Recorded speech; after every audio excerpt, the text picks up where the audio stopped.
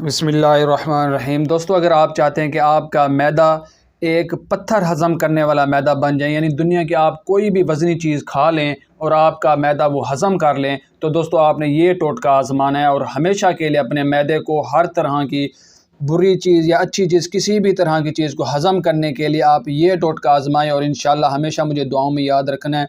आपने सिर्फ़ करना इतना है कि ये आपके सामने अज़ा पड़े हैं, आपने यहाँ से 1 चम्मच और ये 2 चम्मच अनार ले लेने हैं। उसके बाद आपके सामने ये अंगूर पड़े हैं, ठीक है दोस्तों। आपने इसके अंदर 3 से यानी 5 से 10 दाने आपने अंगूर के शामिल कर लेने हैं, ठीक है दोस्तों। ये आपके सामने मैं अंगूर आपके सामने ये ऐड कर रहा हूँ। आपने इसके साथ अंगूर ऐड करने के बाद आपने सिर्फ छोटा सा काम करना है, ये जालीनुमा कपड़ा है जो आपने इसको ऐसे निचोड़ लेना है, ठीक है दोस्तों। ये आपके सामने रेडी हो रहा है। आपने इसको ऐसे जब निचोड़ना है तो इसकी सारी जितनी भी है पानी रस बाहर आ जाएगा, अनार और अंगूर का रस।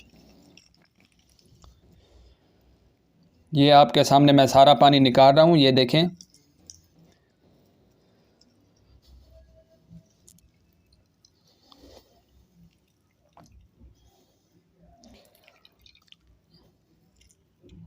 ये पानी सारा बाहर आ गया है और इसके साथ आपने काली मिर्च पड़ी है, इसके साथ आप काली मिर्च का पाउडर ऐड कर दें, वो ज़्यादा बेहतर है। अगर काली मिर्च नहीं है तो आप जो घर में सादा नमक होता है, वाइट नमक, आप वो इस्तेमाल कर सकते हैं। मैं आपको दिखा देता हूँ, ये नमक जो होता है आप इसको ये इस्तेमाल कर सकते हैं।